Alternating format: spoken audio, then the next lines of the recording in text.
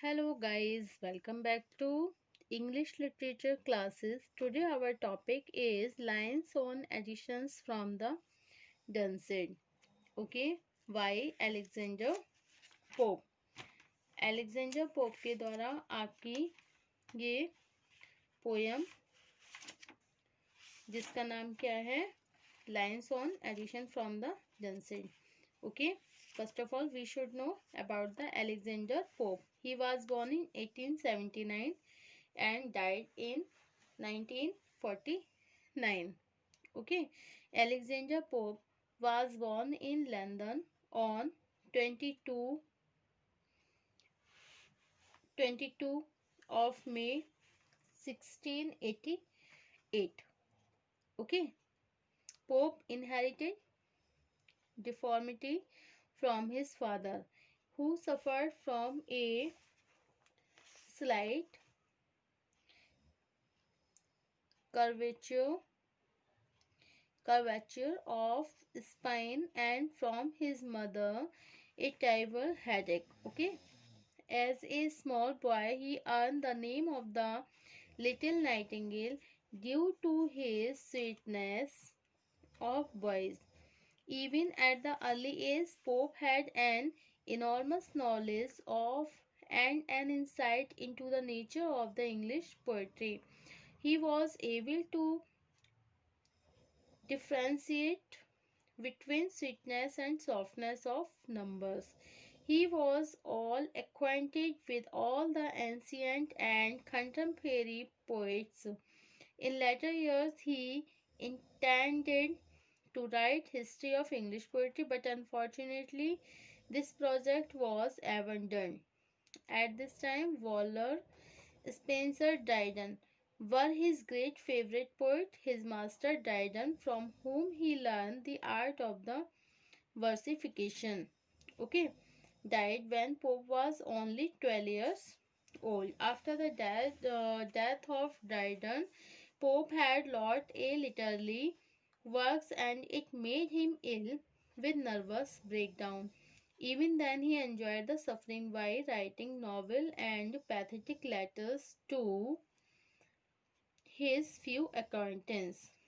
Pope's acquaintance with the great edition did not develop into friendship, and even the acquaintance was a cool order. Richard Steele, on the other hand, realized Pope's genius, and their friendship was warm and continued. His friendship with Gray lasted until Gray's death. Okay, after it, we will read the poem Lines on Edition from the Dunsand. Okay.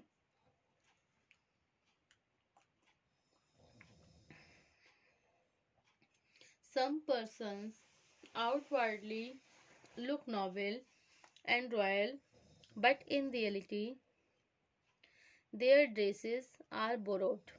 Means they don't really deserve that high post.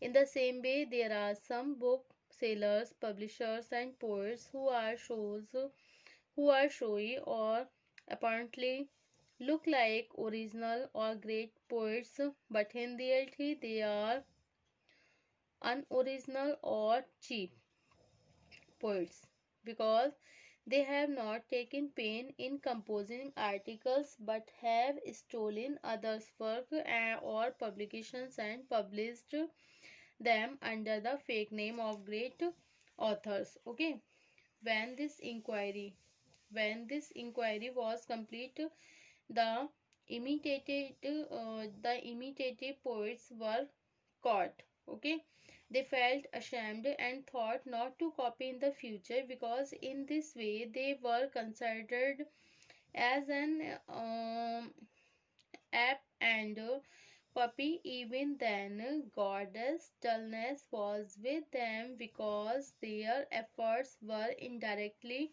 helping the public to know, to learn to write, and to enlighten them.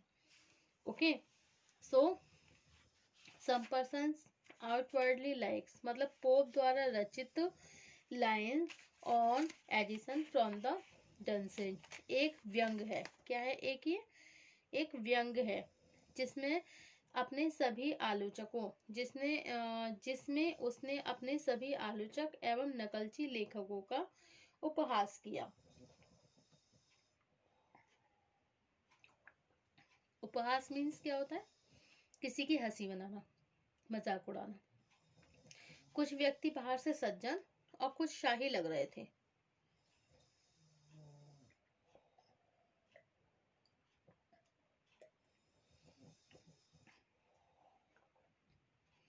परंतु होते नहीं हैं।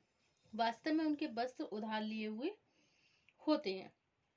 उसी प्रकार कुछ पुस्तक विक्रेता, प्रकाशक एवं कवि दिखावटी होते हैं। ओके,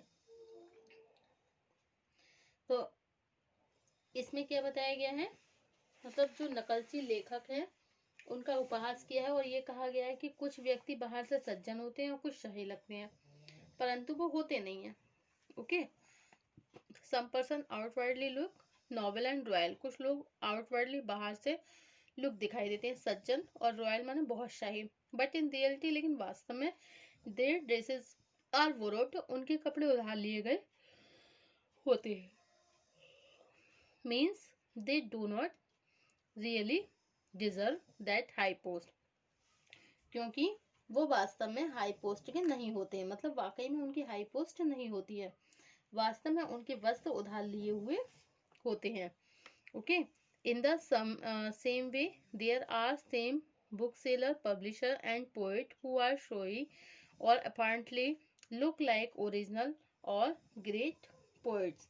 ओके, वास्तव में उनके वस्त्र उधार लिए होते हैं, जैसे कुछ पुस्तक विक्रेता होते हैं, प्रकाशक होते हैं, कवि होते हैं, दिखावटी होते हैं। वे बाहर से उच्च कोटि के एवं मौलिक प्रतीत होते हैं, परंतु वास्तव में वे नकलची और निम्न कोटि के होते हैं। ओके, इन नकलची साहित्यकारों ने रचना में कोई भी मेहनत नहीं की और ना ही अपना मूल्यवान समय ही दिया।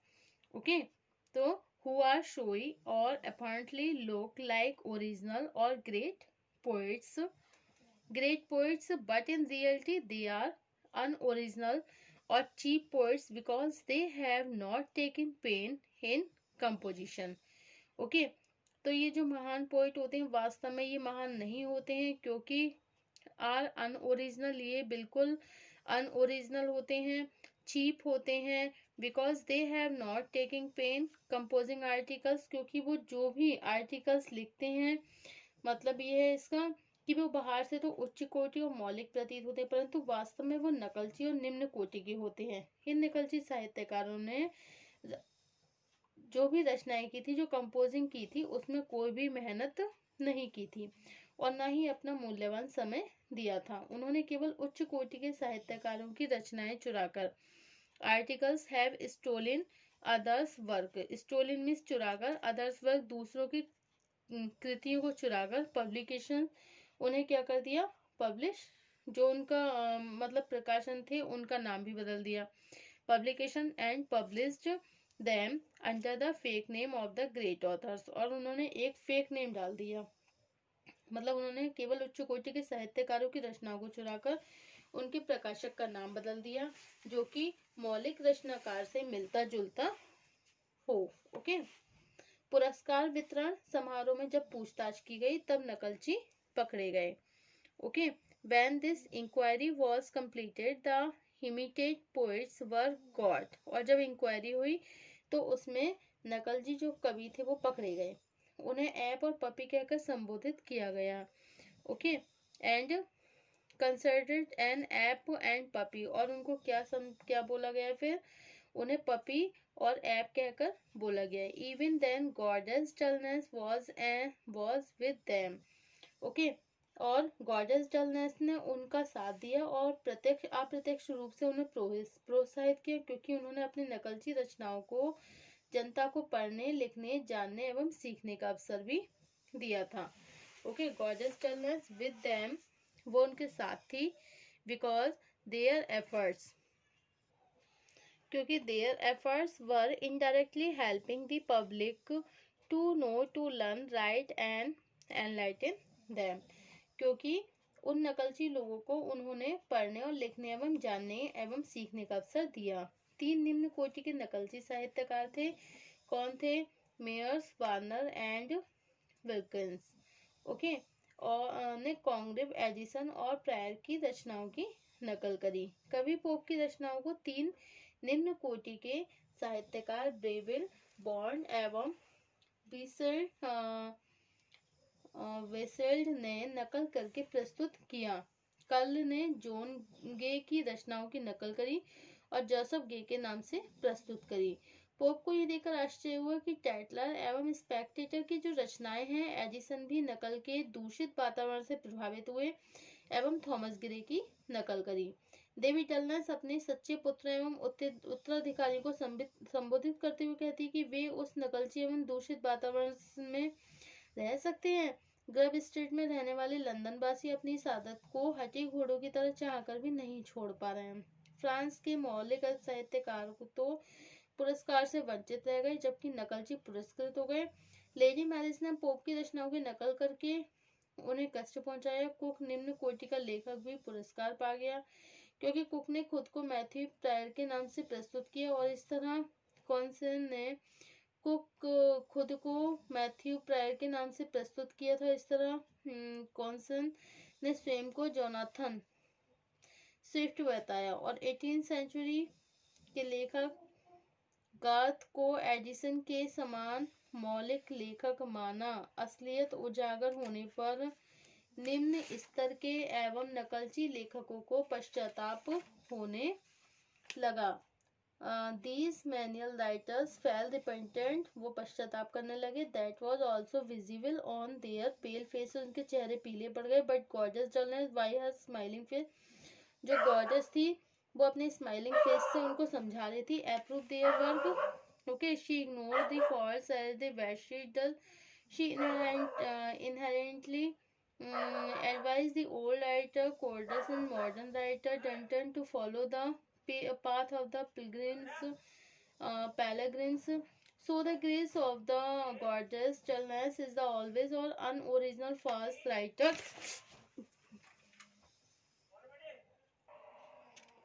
False writer. That is why in modern age such type of the atmosphere and life of such Palagists are safe and secure, because modern readers not only need instructive work but also amusing and entertaining work. Okay, इसमें क्या है, जो goddess dullness थी उन्होंने अपने smiling face से उनको एक बिछावन प्रदान किया, उनकी कमी और दोषों को ढककर छुपा दिया। इस प्रकार गॉडेस डलनेस ने अपनी कृपा दृष्टि नकलची साहित्यकारों पर बरसा दी और भविष्य के रचनाकारों के लिए नकल का रास्ता प्रशस्त किया, क्योंकि पाठक शिक्षाप्रद साहित्य के साथ साथ मनोरंजक साहित्य भी चाहता है। Okay, thank you for watching my YouTube channel. Thank you so much.